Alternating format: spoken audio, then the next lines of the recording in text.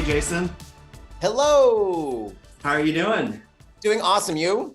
Good, good. Thank you for your time this morning. So, I have very exciting news. You are the first ever inaugural podcast interview for our new podcast, Team Lead Talks. Does that No, make you feel special? no pressure. No pressure at all. No pressure. I'm ready. I think I'm ready. The audience will tell. All right, cool. Well, the idea behind our podcast is we want to interview very successful, very high producing real estate team owners and team leads. And you're at the top of the list. And I was grateful to be able to get your time this morning. So I'd like to know just kind of, I wanted to start it by asking if you can just give us a little bit of your background, how you came to start your real estate team, the Shepherd Homes Group. Yeah. And then any challenges that you faced right off the bat and how you kind of overcame them. Could you give us a little bit about your background? I got a little unconventional story for you. So I was a ice dancer that became a Target store manager. So if this podcast is boring, just go to Google Images, find Jason Cheperdak, and find my spandex Blades of Glory outfit. I'm gonna go do that right now while you're talking. Perfect. It's a great way to start, icebreaker. But I got into retail just out of necessity when I got married, and I learned how to run a large organization, which was awesome. When I was in my Target career, I was leading a store of about 350 employees, a leadership team of 35. And I was like, wow, I really enjoy leading people. But I wanted to make a bigger impact than making sure diapers and peanut butter was in stock and helping people. Was that around here? The Target around here? Exactly. Yeah. The Potomac Yards Target here in Alexandria. Okay. So at the same time, I was kind of, getting my career. My wife and I bought my very first home, and it was not a great experience. It was just like a really not a great experience. And then my wife was like, you can do this better. And I've always been passionate about real estate. My parents flipped homes when I grew up, and I just knew that I needed to get into the industry. And so as a full-time store manager, I didn't have that time to get started. So of course I joined a team. I joined a real estate team. And so I have always been on a team. I've either been on a team or had a team for just over the 6 years I've been licensed. However, I feel like when I joined a team 6 years ago, teams were really starting. That was like the start of teams. Right. And I learned everything on a team I did not like. And I was Is that why you joined the team, to kind of get ensconced in real estate, not have to figure it out on your own? I think this is like a really important point for the audience, which is that I believe the best way to get ahead in life is to surround yourself with people already doing what you want to do, and just repeat what they're doing, and maybe do it better if you have the capacity. And so that was my mindset. Like, if I wanted to get ahead in real estate, why not just model somebody already successful from day one? And it's been tremendously helpful. I mean, it allowed me to really excel and exponentially grow my business, because I didn't have to guess. I knew what to do. Right. So I did that for about 3 years, and then I decided I wanted to create something myself. And so I actually interviewed all the teams in the DMV, got to know them, understood what their models were, and realized I wanted to create something different in the marketplace. And I started the Shepherd Homes Group with a calling and a mission statement to be a shepherd, to shepherd others, guide and protect them through the complexities of real estate, and have this like concierge mindset on real estate, where we can create a company that does everything for anyone and any phase in life in real estate, which I didn't believe existed at the time. Right. And so we started this company, and here we are. We are now the 4th highest producing real estate team in all of Northern Virginia. We're on track to sell about $250 million in real estate, have about 23 realtors and a support staff of 14. And we'll maybe, our goal is to sell a house a day this year, which I think we're on track to do. That's awesome. So can you walk me through, you have a lot of people on your team. Yes. Walk me through like the structure and how you came to formulate that structure. So I think all realtors struggle with like, what's the first step? And I think realtors in particular, I don't know why, are so scared to hire people. Like, have a salaried employee. It's so scary, because you're like, you're in charge of someone's life, and we're commission based. And so it's like, well, I don't know where my next commission check's coming. How am I going to fend for someone else? So, but that is the number one thing you need to do. And so for anybody looking to start a team or scale a team, well, the way that I scaled was I basically created relationships with employees or businesses that were paid when I got paid. So like a cost of goods sold model versus an overhead model. That's how I started. That's how I Okay. started. Jason, who was your first ever hire? So Manisha, who is still part of our company today, was running a company called Contracts to Close and Okay. was like, listen, I'd like to be an admin and support your business. I said, can I just pay you on a per file basis? And today she still helps our entire team. And so this per file basis was really scalable for us because I didn't have a expense until I incurred the expense, but I paid them a little bit more to ensure they were incentivized. And that was Right. my first hire. And then after that, I hired an admin, and that admin was hourly to start and then became salaried. And our admin that I hired is now our team's operations director and is on a salary with a bonus and a long-term retirement plan. Oh, nice. Wow. So when you first hired them as the admin though, what were they doing? I'm assuming they leveraged a lot of the things that you needed leverage to Yeah. focus on sales. Yeah. So I mean, my need was I had contracts management done. I had a part-time agent helping me show houses, and then that admin structure was helping me start a CRM, organize my database, do client engagement, handwritten notes, thank you gifts, all of these things that bog you down. When I was starting to do 2-3 transactions a month, all of a sudden I was spending 10 hours a month or 10 hours a week on doing things that were just miscellaneous tasks. And Right. that's when I knew I needed to do it. I think that 3 to 4 transaction for any agent out there is a turning point where you need to have a full-time admin. Right. Agreed. Yeah, I think that's a good use of your time to hire someone out to do those, the little things that need to be done that need to kind of push the needle to the right and forward, but then it allows you to free up your time to sell, right? Absolutely. Yeah. So after your admin, that was year one, I'm assuming. After you did 2 to 3, then you got to 4 to 5 deals a month.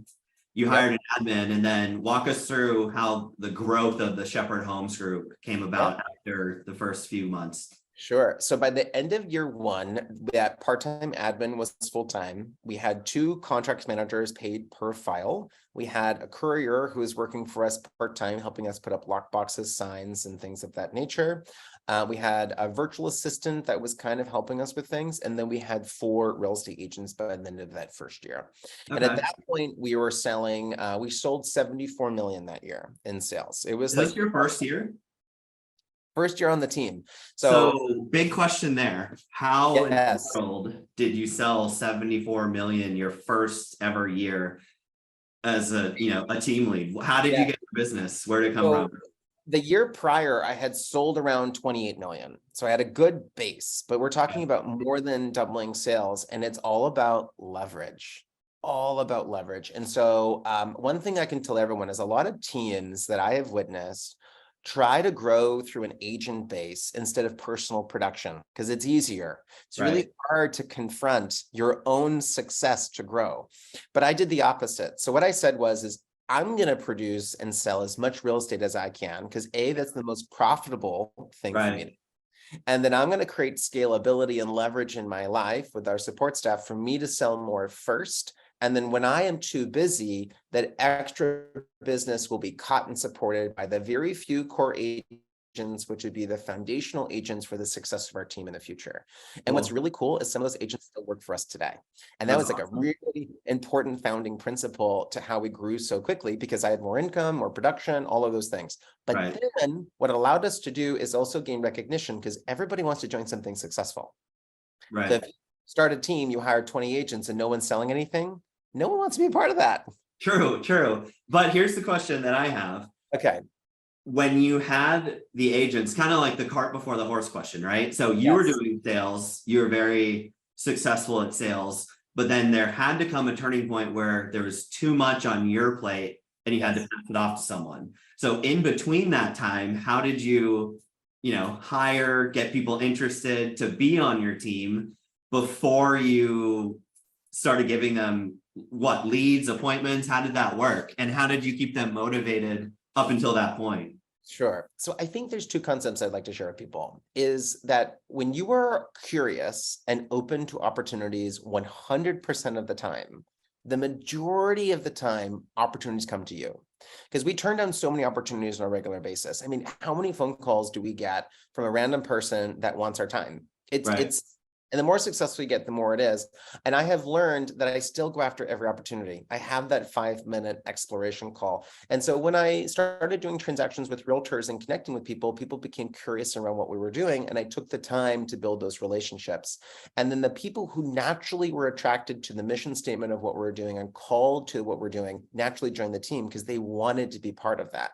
And that is super important from culture building and foundational principles in business building, because if you force or coerce or salesy people to recruit them into your business, you're having to prove to them why they should be there.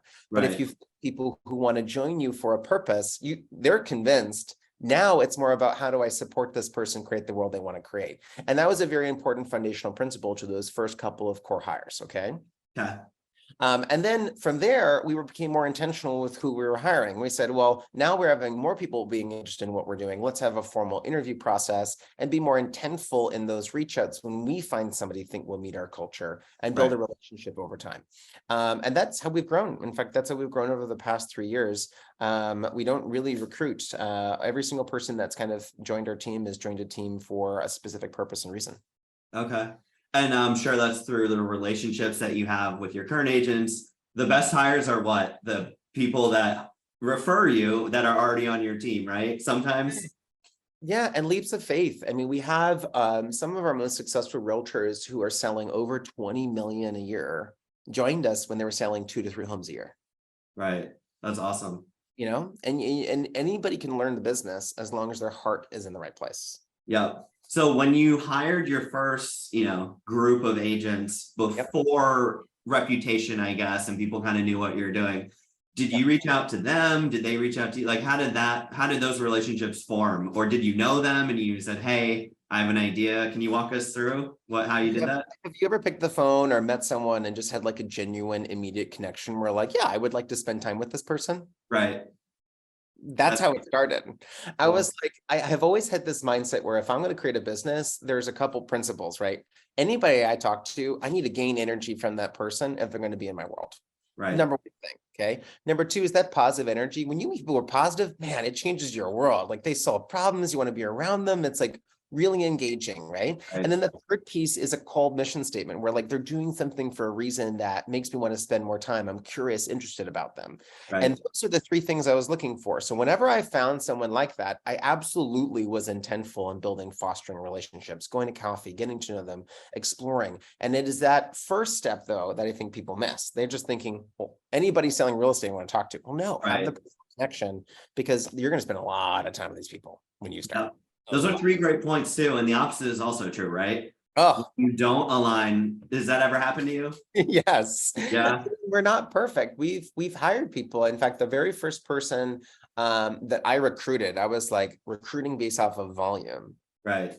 Hired for the wrong reason, and they weren't on the team longer than 90 days because we were misaligned in core values. Right. And so anybody starting a team, if you don't have core values and you're not willing to stand for them, you won't be able to create a sales organization because it's just not it's not people working for each other. It's people working with each other in a sales capacity. It's very different than other industries. Yeah, I hear you. So you still do a lot of business, right? And you're managing this big team. So here's the the $1 million question. How do you manage that in your personal life, team, lead life, personal business? How are you doing all this? You've got a lot on your plate.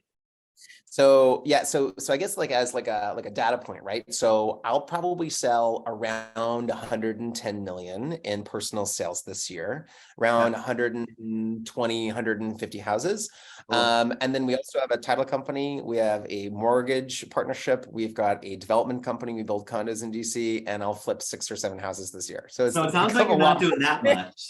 It's come a lot more than real estate. So one key principle that I have learned that helps growth, which I'm working on right now, is to hire for the need before the need is needed. Right. Hire for the need before the need is needed. There's probably a better quote than that. That's a lot of word needs, but it is a principle. I'm tracking. Okay. It's really powerful principle. So for example, right now I'm saying it's like, well, I would like to sell 200 homes a year.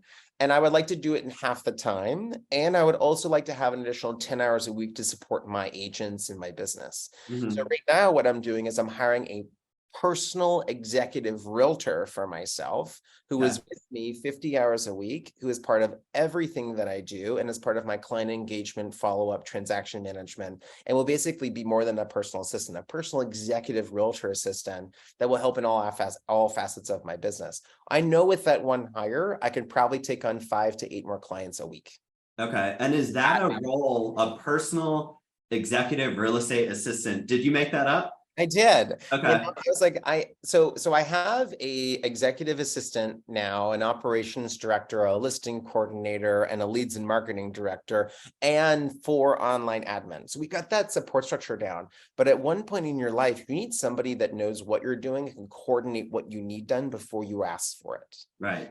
That's the next step for me in my business. And then the step after that is having a personal life coordinator for my wife and I, where we're going to have a household employee that takes care of all of our personal affairs. That's the next hire after that. But A house manager. Yes, absolutely. I was scrolling online and I saw someone talking about that and how important that can be, especially for, high producing individuals like yourself.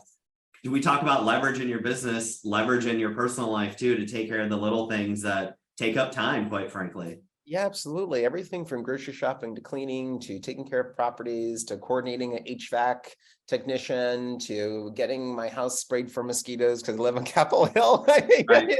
That's How many important. hours, you do your time audit. How many hours a week are you wasting on it? And so for me, when I look at what can I do with 10 hours, well, with 10 hours is like 3 consultations, which could be an extra 2 transactions a month, which could be anywhere between $30,000 and $40,000 in commission. Well, that's a huge deficit, and it's just a way of thinking of things. Yeah, it's an opportunity cost, right? Yeah. What can you make by focusing on that, by not having to schedule the mosquito guy to come out and spray your yard and be there when they're there, right? But even now, while I even shared this kind of like vulnerability with everyone, even now it scares me to make those hires. Right. Even now, right? I've got money in the bank, I've got income coming in. It's still scary. Every single time I take that leap of faith of leveraging up, the first 90 days is remarkably scary. But after the first 90 days, you realize I wish I had done that 6 to 12 months ago. Every single time. Yep. It's remarkable. So this new real estate personal executive assistant, have they started yet, or they are going to be starting soon? Andrew, do I need a new title? It seems a little long. Yeah. I like it. I think you're onto something here. So right now we're having conversations. And so one thing that I think is also really beautiful about real estate teams is as you grow, is the growth that you have, the success you have, you can pass on to those that are surrounded in your world. So we're trying to give that opportunity to somebody that already exists at the Shepherd Homes Group. And so we're having those conversations. We're being really honest about the role is we want it to be a 6-figure plus role for somebody to have compensation and defined income. And I'm sure someone on the team will step up. We'll see. Yeah. I mean, that sounds like a very interesting, not to mention they'd be shadowing you and learning a great deal from the team lead that they admire and that they see, in such a successful light, right? Yeah, it's either going to be really scary for them or really exciting for them, one or the other. Right. Yeah. Probably the latter, hopefully, right? We'll see. So you just mentioned like a ton of stuff that you do. What is a day in the life of Jason? What does your calendar look like? How are you? I'm assuming you also time block. Can you walk us through how you manage all this? Yeah. So, I mean, I became like a calendar freak about 2 years ago. So my calendar is color coded. I have 5 people that have access. And so the 5 people that have access is my wife, my operations director, listing coordinator, admin, and then our leads director. So everybody knows what's going on in my world because a lot of my appointments now get set by our ISA team. So everyone knows, and it's color coded. Right. And everyone knows the cadence of what happens. Like, for example, I don't close a real estate transaction unless it's on a Thursday. Okay. Can you explain that? What do you mean by that? Well, Thursdays are very strategic. So for example, like we all know if a CD needs to go out on a Monday, you need 3 days for it to clear. So if your closing is getting pushed from a Friday, it's CD's going out on Monday, you're not closing until Thursday. So why not just schedule everything on Thursday? If you got an issue on Thursday, you can push to Friday and still close the same week. It works really well for a lot of reasons. And so we've strategically aligned all the different tasks that happen in my week and said, what's the best day for it to happen? And they're always scheduled on those same days, which is unbelievably helpful. So if I can guess where you're heading with this, you close a lot of deals. Do you just sit in a closing room Yep. on Thursdays and just Yep. back, like, can you walk me Yep. through that? So if it's so my biggest month was 27 transactions in 1 month was my biggest wow. that I had. And so there were days where I have like 6 or 7 closings in one day. And so there is a level of prioritization there where some clients get all of my personal time and some don't, where I'm doing that final walkthrough with the client and then going to closing with them. Right. Other cadences will have one of my support agents do all the walkthroughs for me the day before, and then I'll head to closing, and I go to every closing, Andrew. Okay. Every closing. It's like the final hurrah of the transaction. I feel like I need to be there. And we own a partnership with a title company, and so everything's set up. We got champagne and custom gifts, and everything's curated for the day back to back and pre-scheduled, and it's a lot of fun. It's like, what a fun day, you know? So So you that's do this every Thursday of the week, all month after month after month. It's, sounds like it's an efficiently well planned out, organized situation here. But of course, real estate is organized chaos. So every single week, something gets pushed, something gets changed, gets rescheduled. So there is a cadence to nuance there, of course, but we try our best to keep that schedule. So that's kind of core principle 1 in my life, right? And then the perfect day is, I mean, the reality is I work some long days. I try to be up by 6 at the absolute latest. I work out in the morning, and I'm usually starting my work day. I always go through email while I work out. It's like a workout email multitasking morning. And then my day is my day until 9. And at 9 a.m. we've got our team meeting, 15 to 20 minutes. It's no longer than that. We get the entire team started. And then Every day? Every day, 9 a.m., except for Saturdays and Sundays.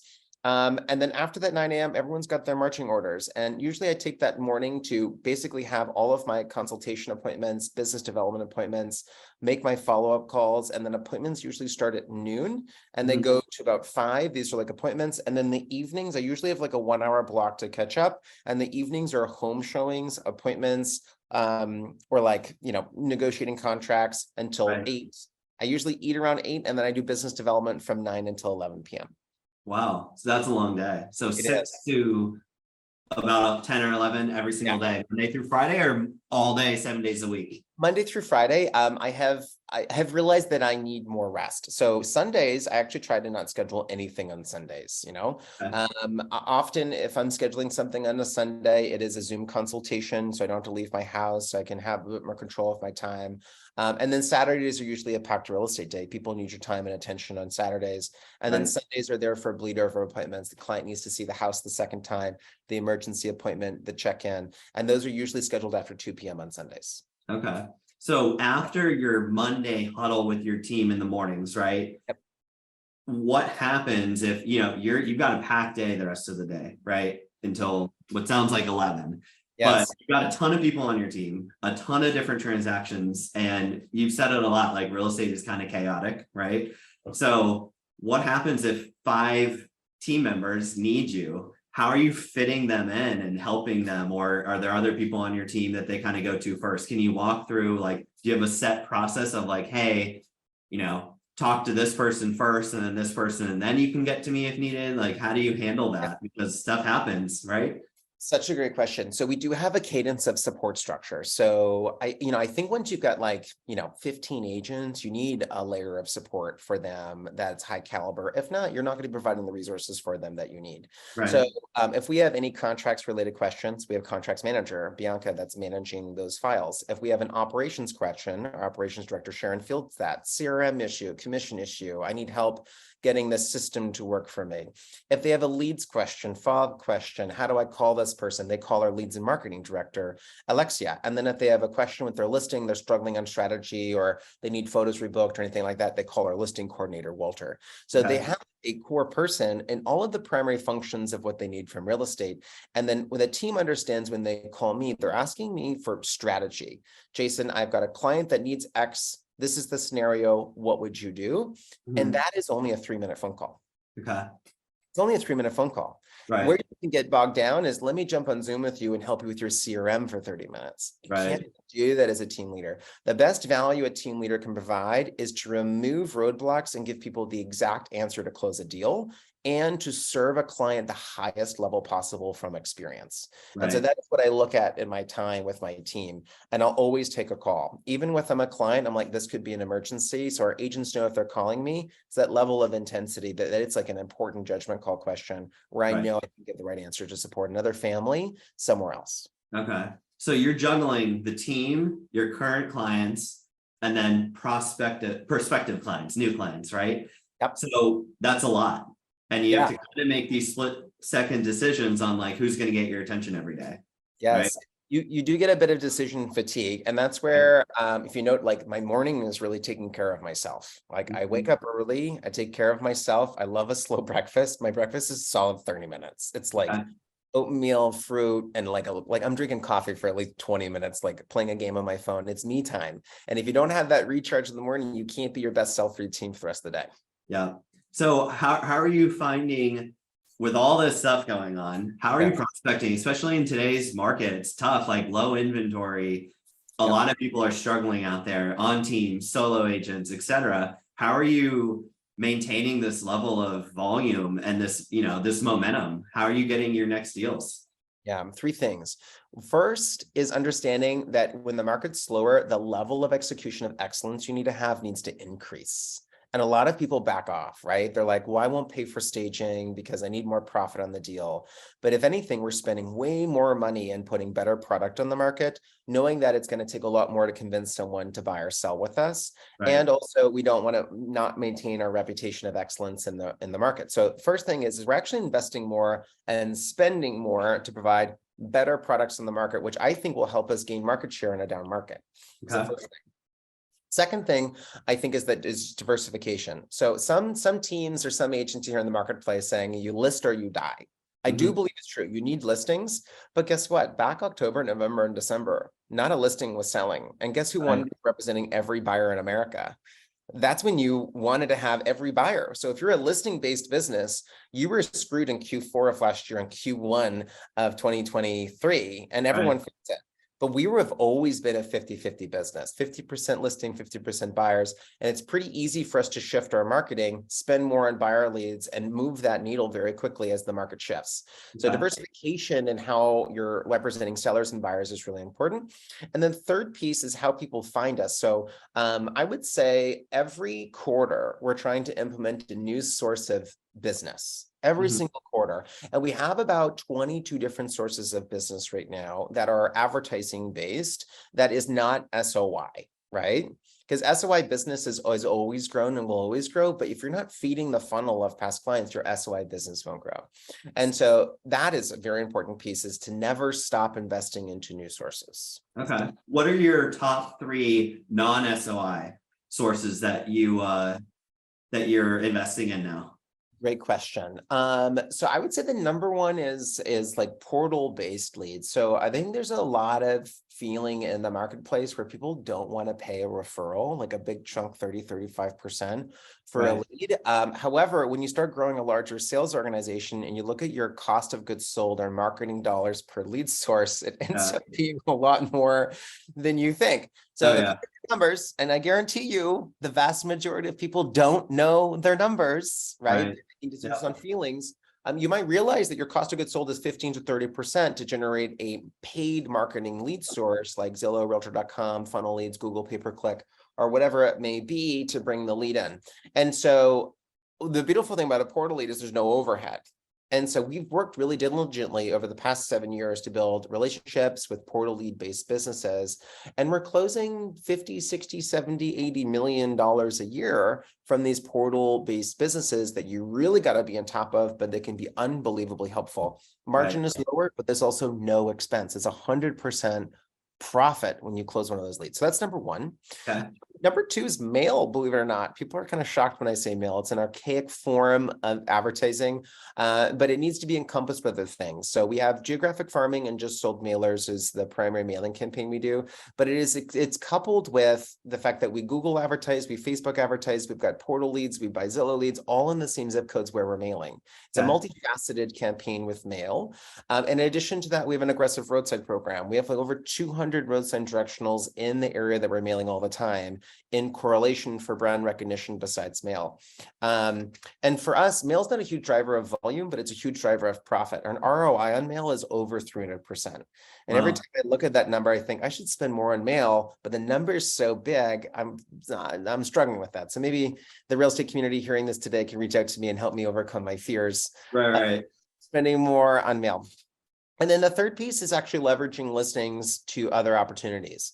So, when we have listings, we're sending just sold mailer, open house mailers, evening open houses. We do a quad open house strategy where we're hosting 4 opens for on each listing the first weekend, Okay. 10 to noon, 1 to 3. It helps the client 100%, but also helps us get more leads and business off of open house opportunities, which is obviously beneficial for everyone. And then we get more business because, we're knocking on doors. We're really aggressive every time we have that listing opportunities to get listings from listings, to get buyers from listings, to be the third top. Right. And I mean, you're leveraging one potential opportunity into multiple, right? And then who knows, like you get a buyer from a listing, could double in that deal, and then that buyer could have a friend or a family member, and then it's a snowball effect, right? No idea. The biggest deal I ever did was a $2.2 million listing that I double-sided. Oh, wow. Pretty crazy. Do the Yeah. math. Yeah. But all came from just really aggressive advertising. That came from running constant Facebook advertising leads to send to sell the listing.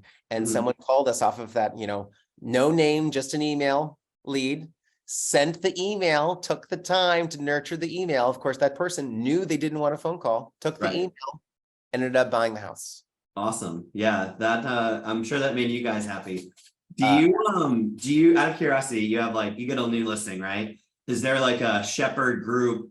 This is the process we follow time and time again, kind of just on repeat, obviously case by case, house by house for some, but overall, is there like, this is the plan when not just you, but anyone on your team gets a new listing or even a new buyer? Absolutely. So we have a standard buyer process and a standard listing process, and we have all these little packets. We have like a veteran specific one that we do, and they're all mapped out to show the resources that we have on the team, the concierge program that we have. And then on the back, it outlines everything that we provide and the free resources we provide.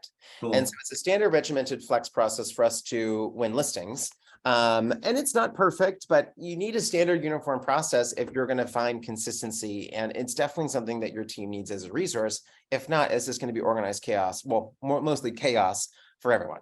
Right. And I mean, that helps with, as a team lead, your accountability of your team members underneath you, right? So if you're just shooting from the hip, it's kind of hard to, when something goes wrong, right? It's kind of hard to know what went wrong when 10 different people are doing 10 different things. So if it's a commonplace of here's what happens, you can kind of figure out through questioning them, right? And hey, how did you handle this kind of thing, of where the problem occurred? And that's an easier way to fix it. Is that how you kind of operate here?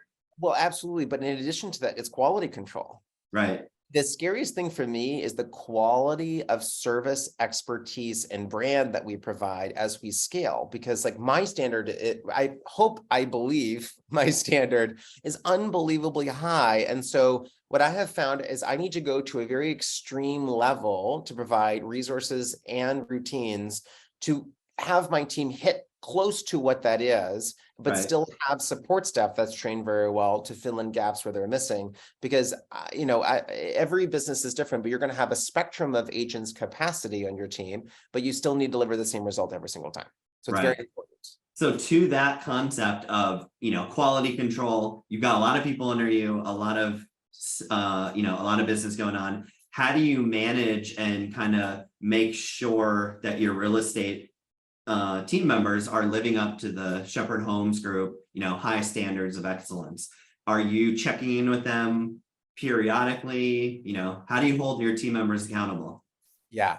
So I think a couple core principles. One, we've got really intense Wednesday meetings where the whole team is together for culture building, training, and engagement. That's every single Wednesday. And it's like non-negotiable. The whole team is there. We take over our brokerage's office. It's like all Shepherd Homes Group in here every single Wednesday.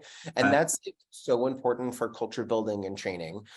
Second is like the core best practices of 2 aspects of our business, which is the support staff that we have, which is the epicenter of consistency. Right. Right. support staff, no matter what's going to happen, is going to help agents execute a certain brand and a certain expectation, a super process. But in addition to that, it's the vendors that we use. So for example, quality control and a listing, all of our homes get staged by the same vendor.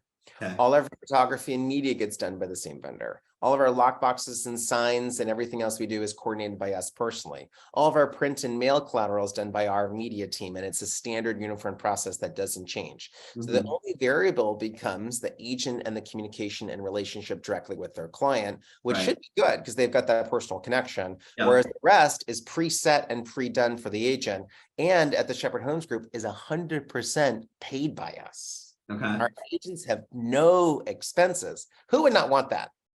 I want it. You want it. It seems like a pretty good deal. I'll keep in touch. It's not a bad gig. That. Right. But, that is really helpful. And it also helps your team, scale and leverage because they have the support that they need to be successful. Yeah. So with all of that said, are you setting individual agent goals and metrics for your different team members? And then how are you getting that report back? If you're saying, hey, the minimum we're trying to achieve here is 5 deals a month for you, agent. How are you tracking that? How are you making sure that they're meeting the goals or exceeding the goals? Yeah. So I think there's two concepts in teams. There are some teams that operate where you join me, I'm giving you X, you must deliver X. And if you don't do X, this is what happens. It's very like you work for me and I'm going to hold you accountable or I'm going to terminate you. Right. And I've never wanted that culture because I always hated living in that world. So what we've tried to create is when agents on board, they've got a 3-week training process and they end with a capstone training, which is happening here today in 20 minutes. I'm about to have my team's capstone training for our new agents onboarding. And it starts with them creating their business plan. Okay. On their own or with you, or they have support, right? Some gut checking, but based off of their business plan, if they say, well, my goal is to sell 1 transaction per year, we have a tiered system. So we have 4 tiers of volume. The higher you sell, the different tiers you get, and the more lead opportunities and the better split that you have. So there's a real growth trajectory in the structure that we have on the team. So if we know someone wants to sell as their personal goal 12 deals a year, we know they're going to be a tier 2 agent. And so the tier 2 resources, we all know what they're going to be in advance. And so from that point, it's like they're either going to deliver on what they stated they're going to do, or they're not. And if they're not, they don't get any resources from us. Right. It is a performance-based business. So what you put in, you get out. Makes sense. Our top agents, I'm like, hey, can you go list this $1 million property in Maryland? I don't have the time and I'm not licensed there. Please go ahead and take it. Right. But they're also crushing it and delivering it. And they're going to sell $25 million in sales this year. That's awesome. So with these tiered structured, and you essentially leave it up to the agent, right? Like, what are your personal goals as they progress or grow into the next tier? They get more support from you as the team lead and the resources on your team. Or if they don't, you're perfectly cool with having certain agents, in tier 1, tier 2, and they could be happy that way, right? Absolutely. We have such a broad spectrum of people. We have people who are, older and retired and just generally really love real estate and want to help their friends and family in a really remarkable way, but also want to be able to go on vacation, not worry about it, or have a quality of reputation. It's kind of like when people, join a high-end brokerage like Sotheby's or Washington Fine, they're joining them because they need and want that substantiation. Teams do the same things for people. And I think it's up to us as teams to recognize that you can have different business models, but creating a world where you have flexibility to create what your team wants, probably better for long-term retention, engagement, and overall team culture. And so that's always been a perspective. Cool. So I know you got to run. You have a big training coming up. Yeah. I'd like to ask one final question here. Okay. And I think this has been a great first ever Team Lead Talks podcast. I'm thrilled that you were able to be our first guest. Awesome. So let's leave them with this question. What's the one piece of advice for current team leaders or aspiring team leaders that might be stuck, that want to get into this massive growth phase like you're experiencing now, that you can give them? You need to have someone outside of you that can help you see you for what you are. I don't care what it is, spouse, marriage. For me, it's always been a business coach. So I have always had a coach, someone who has been in production, who I talk to on a monthly basis, sometimes twice a month, that gut checks me where I'm at all the time, helps me make the right judgment calls. And you should always be finding somebody to that is almost doing double or triple what you're doing in production, and it'll Right. transform your business, because if you're stuck, most likely it's you. It's most likely it's you. Right. And without you getting help or being driven, humans and myself, we're just not capable of staying at that peak state all the time. And so you need help. And so that's my biggest advice, is to create a structure for help in your business and in your life. That's great advice. Well, Jason, I really appreciate your time. A ton of knowledge that you just dropped on me personally, and hopefully anyone that watches as well. So thank you, my friend. Congratulations on all of your success, and good luck with your training. Awesome. Thank you, Andrew. Take care. All right, take care.